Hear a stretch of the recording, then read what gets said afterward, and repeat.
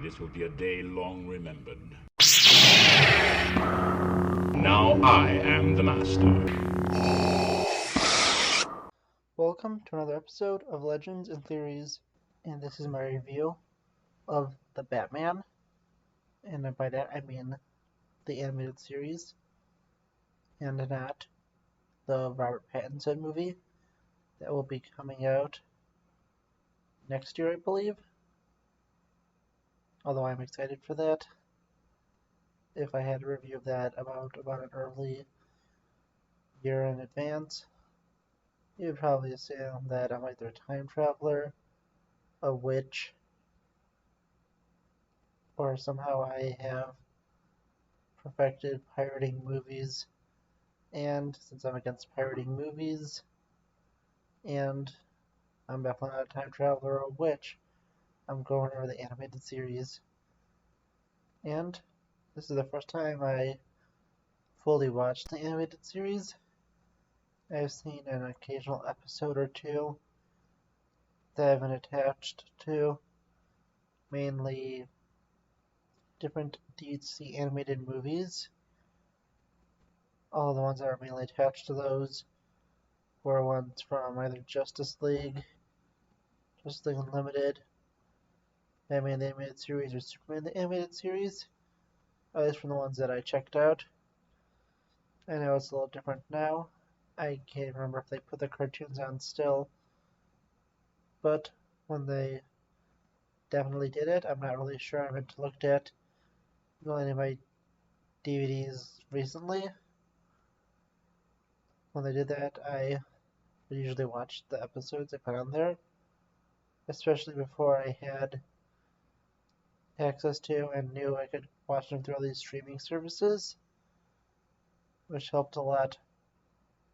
But going into the show, I thought it was a very good show story-wise, although I didn't always love how it looked visually. I don't think it did have its own unique art style, which wasn't my favorite, but I was able to get past it and I still enjoyed it. Personally, I did not love their look of the Joker, or really many of the villains.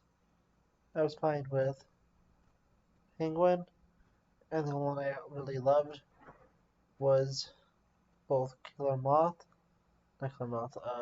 Firefly.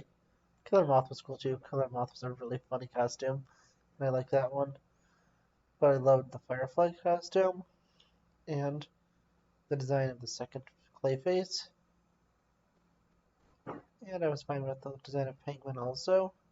But, yeah, I wasn't fine with most of the designs. I feel like a lot of the character designs didn't look as good as they could.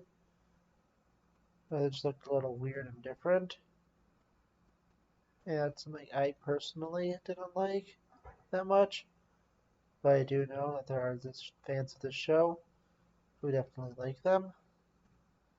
And yeah, I think the storyline was good, although there was a few things that felt very weird, including the character of Detective Yin, who disappears after Jim Gordon shows up, and Jim Gordon really doesn't make any appearances while she's in the show.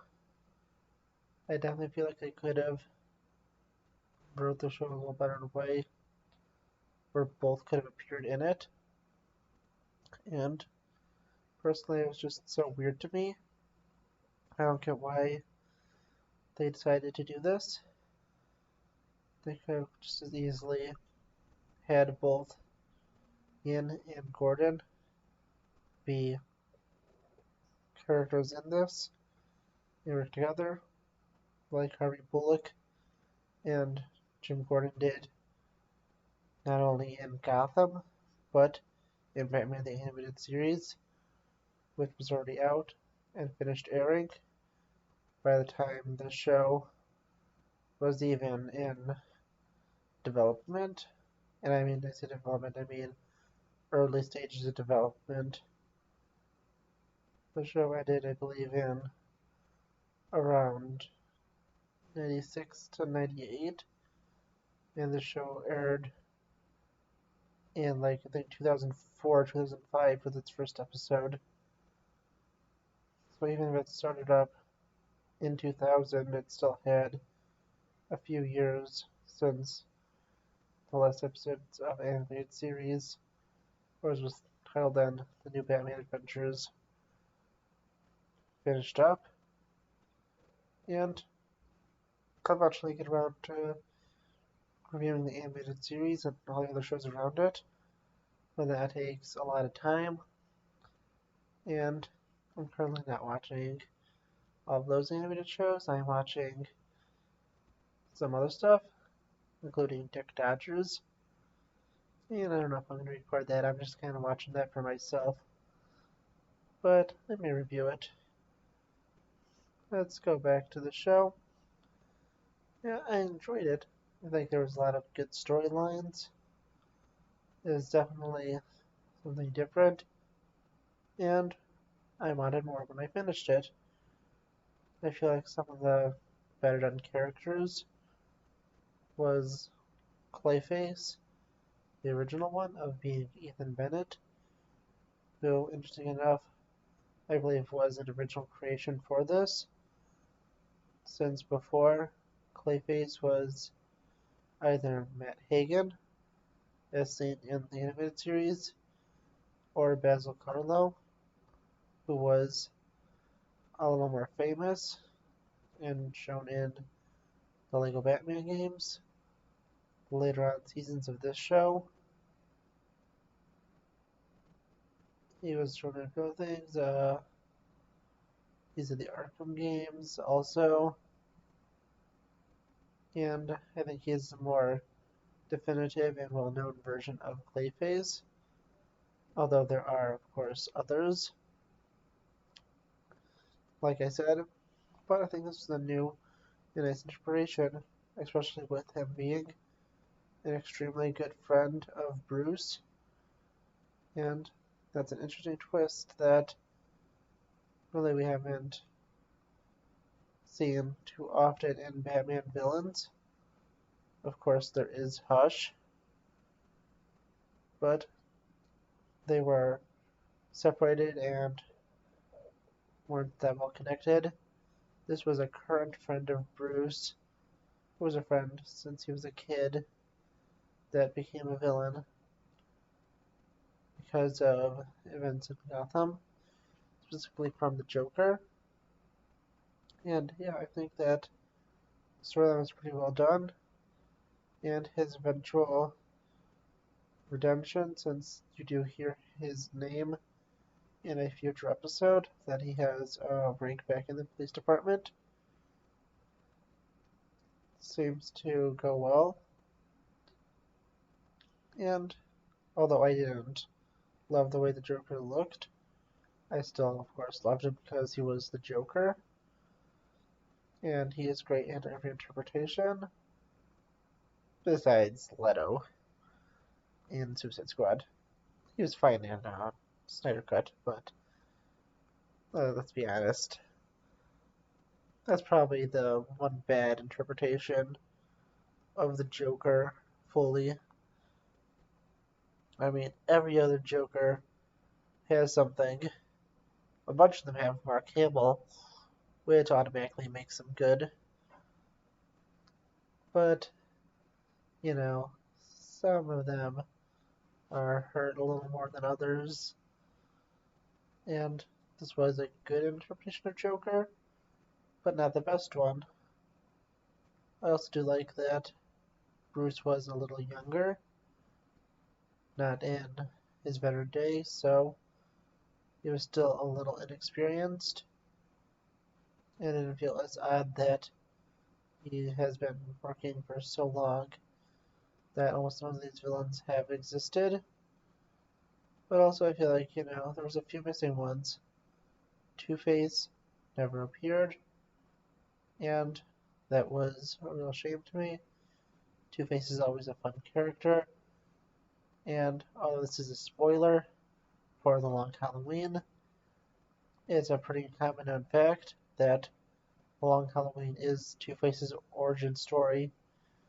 And if you watch the trailer to part 2, you already know he's going to become Two-Face, even though that's already known by this being titled A Long Halloween for basically anyone who knows about the comics.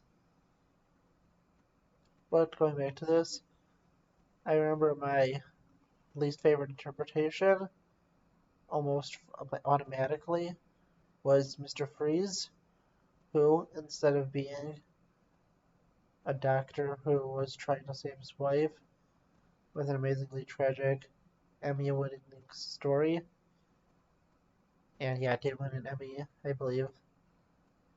Unless I made a mistake, then have fun with me in the comments. Just doing anything too offensive or any swearing. Besides that, if I made a mistake, go at me in the comments. But that storyline was really good. And nah, they just make him like a common bank robber with a brief reference to Nora in like one scene. But yeah, he was like probably my least favorite interpretation in the show. Although I think one of the best and most unique ones was Killer Moth, who is taken like a joke, like he is from what I've heard in both the comics and most other things, but somehow he's turned into a giant moth, which was pretty fun. And he was, of course, one of the dumb henchmen who just wanted to, have the other guys in Penguin's crew at the time. I believe it was Killer Croc, Firefly, and someone else I can't remember right now, to respect Penguin, which they had to do after they were terrified of the new killer moth.